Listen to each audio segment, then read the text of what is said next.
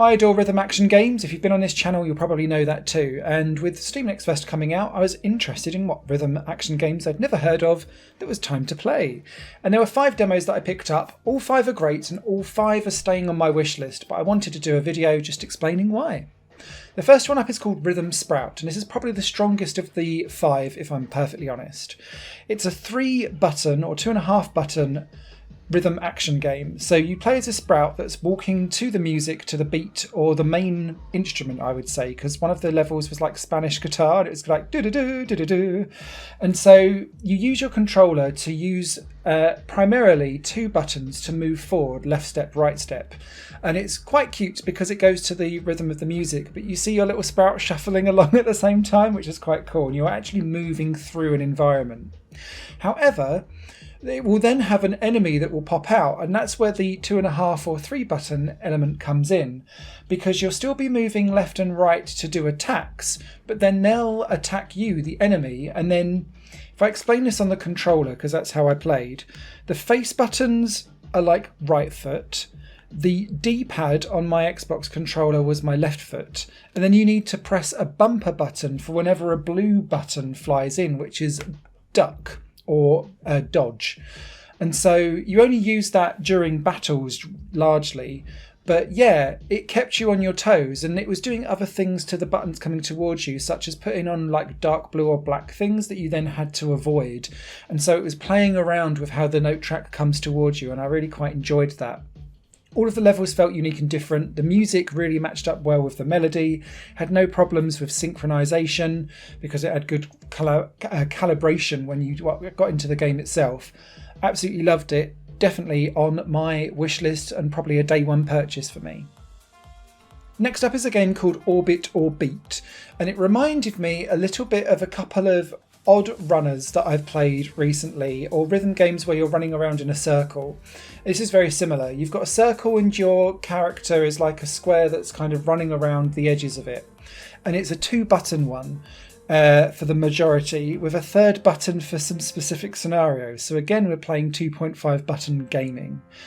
And it's flipping from inside the circle to outside the circle as you speed around to the beat of the music or the main melody of the music, flipping to avoid certain triangles that will kill you if you hit them. But then a really interesting secondary point is these like pushing buttons, and they were blue and pink. And the idea is that it's at that point that you need to traverse from in to outer loop or outer to inner. And what it was doing was, to the music of the beat, it wouldn't necessarily be on the side that you was on. So you'd have to flick off beat back up to then like dive back inner loop, or down to dive inner back out loop again. That probably makes more sense as you see it in the gameplay, but it was tricky to get my head around, hence this gameplay footage is of me failing miserably. It was really fast as well, and I didn't expect that from this game, so it kept you on your toes and was really like, ah! There did seem to be a little bit of over-eagerness to give you a game over, particularly when you're catching something on an inner loop. It was if the collision detection wasn't entirely perfect, but yeah, this was a really interesting game, definitely one to keep an eye on, and I was very impressed with it, particularly as it had a variety of different styles of techno, which I appreciate sounds a bit like an odd thing to say, but there's like classical music mashed with techno, proper dance music, like Vocaloid-y type stuff, and hyper pop. It's quite cool. The 3rd game in this list is one that I need to shout about in general. It's called Rhythm Quest, and it's made by someone called DDR Now, I didn't know that they made games because I follow them on Bandcamp and I buy their monthly releases of chiptune music, and it essentially seems like they've made a chiptune album and then made a runner style game with just 2 buttons for you to play with to rhythm action your way through. So everything was around, very similar to Musedas actually. You've got like F and J, and F is to jump, J is to attack, and it's just making sure that you do those things to the beat of the music. It is not the aesthetic of this game that sells it at all, it is all about the soundtrack. I love what DDR does. I've been buying their music for years, love them to bits, and it's great to be able to have a rhythm action game dedicated to their music. So yeah, We Are Not Worthy. It might not look great, but the actual rhythm and the music and the way how they play with like skipping off beat to the actual gameplay of what you do. Mwah, chef's kiss. The next game up is called Slipdream Resonator, and this is an odd one that's going to take a bit to explain. So in this game you have your two analog sticks that control a left arm and a right arm, and if you're playing on medium, hard or expert mode, you have 8 lanes of buttons coming from the outside in towards you. If you're playing on easy or beginner, it's just 4. But they come from the outside in, and you use the left and right analog sticks to spin around your arms so that you then press the trigger buttons, left and right, again for left and right arm, to press the button and hit whatever it is that's coming towards you when the concentric circles hit together and also hit with where your arms are.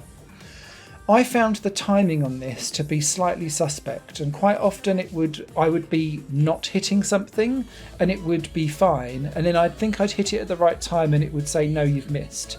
So it's a little bit woolly in that respect.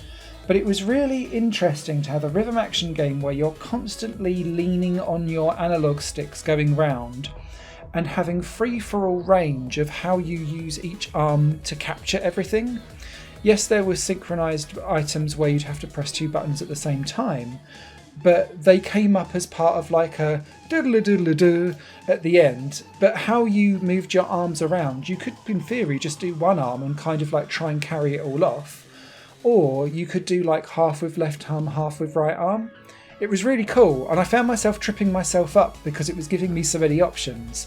So yeah, really impressed with that. It does need some real timing sorting out for it, but the basic principle was wacky and good. And so yeah, Slipstream Resonator, a left field surprise. The final game in this quintet is Loud, and this is a rock-based rhythm action game, much more traditional than everything else that's come beforehand. It's a 6-laner, so I was using the Xbox controller. The right hand side lanes were Y, B and A, the left hand side were on the D-pad, and that was up, left and down.